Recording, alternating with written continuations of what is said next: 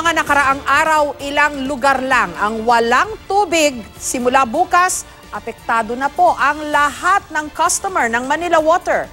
Ibig sabihin, mahigit 1 milyong customer ang mawawala ng tubig ng hanggang 20 oras. Kalbaryo lang. Kalbaryo yan, hindi lang sa mga nasa residential area, kundi maging sa ilang mga ospital na nilimitahan muna ang pagtanggap ng mga pasyente. May report si Bernadette Reyes. Yung iba dyan natubigan na. Lahat naman malalagyan na. Inaano nyo lang, balik na naman. Paano yung iba? Paano yung nandun? Doon na sa dulo, para hindi kawawa naman yung iba. Nakapila, wala pa silang tubig. Una silang kaya mo na. Pag 5 lagayan ninyo, 2 lang minimum. Yung mga nandun sa dulo, hindi pa nakakuha. Sabi ng marami, ngayong may krisis sa tubig, mas mabuti nang mawala ng kuryente kaysa tubig. Ang kawalan kasi ng tubig, posibleng maging mitsa pa ng away. Sa Sitio Knights of Columbus sa Antipolo City, halos magkagulo sa pila ng libreng rasyon ng tubig. Biyernes pa lang kasi wala ng tulo ang kanilang mga gripo. At nang dumating ang rasyon, nag-uunahan na. May number po, may number para organize. Yung number, hindi ko na susundin ha. Sinauli ko na. Hindi na rin. Wala na lang number. Wala na number. Hello. Kanina pa po, unang-una ako sa pilahan. Ayos ko na number. Wala. O, di ba? Kanina pa kami nandiyan. Ayan, naman na yan. Oo nga, nauna kami. Sino nauna? Kayo po? Talaga? Kayo pa talaga?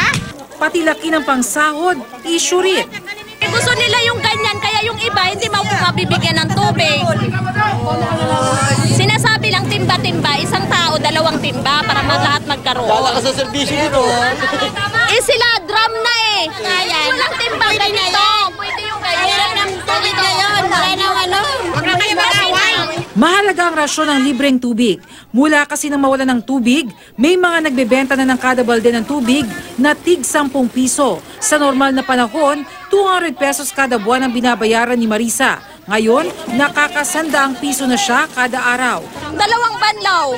Pag binabanlawan namin, 2 lang. Dryer na, sampay na. Pero mabilis na ubos ang laman ng truck ng bumbero. Babalik mo kami.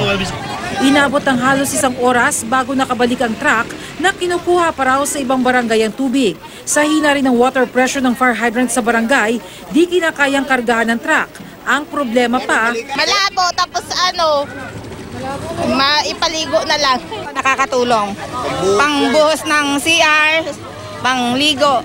pero dahil limitado ang rasyon, marami hindi na umabot ang balde mula alas 8 hanggang alas 11 ng umaga nakapila. 2 truck na ang dumating, hindi pa rin malakyan yung pila ko. Alas 7 na high blood na ako. Kakaulo ko. At tila masahaba pa ang pagtitiis ng mga customer ng Manila Water. Simula kasi bukas, may bagong schedule ng water interruption na ipatutupad. Damay na rin ang lahat ng customer ng Manila Water mula 6 hanggang 20 oras kada araw, depende sa lugar. Ang mas malayo sa mga water reservoir at pumping station, mas matagal na walang tubig. Maging ang mga customer na may 24 oras na supply ng tubig ngayon, mawawala na rin ng tubig ng ilang oras. Mas predictable na, mas alam mo na sa oras na ito, dito ka magkakatubig. So, pwede mong paghandaan o pag-ipunan para dun sa pangangailangan mo, dun sa oras na wala kang tubig. Baka ang inaasahan nila, yung lakas ng tubig ay pareho nung dati na tinatamasa nila. Ngayon, hindi. No? Reduced yung pressure, pero ang mahalaga, may tubig ka. Pero ang problema sa tubig, posibleng mauwi pa sa mas malalang problema. Lalo na pagdating sa usapin ng sanitasyon at ang kapalit, buhay ng tao. Sa Rizal Medical Center sa Pasig, ang mga pasyente tulad sa newborn care, nagkukusa ng magdala ng bottled water pampaligo ng mga sanggol.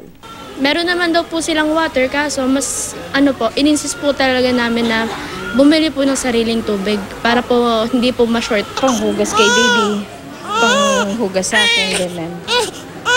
Tsaka inom yung nakaraos naman po, sawa ng Diyos.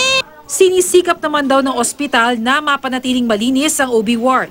Pero kahapon, napilitang limitahan ang pagtanggap ng pasyente sa ospital at bigyang prioridad ang mga malugha ang kalagayan. Itinigil din pansamantala ang dialysis pero back to normal na ngayon. Mula 500 cubic meters na araw ang konsumo ng RMC, kaya raw mag-survive sa 250 cubic meters sa isang araw na pagkakasyahin sa halos 400 nakakonfine doon. Tiniyak ng Manila Water sa DOH na hindi mauubusan ng tubig ang mga ospital. Maghahati din ng tubig ang Philippine Red Cross. Our hospitals depend on the water supply for the hygiene and sanitation of our patients.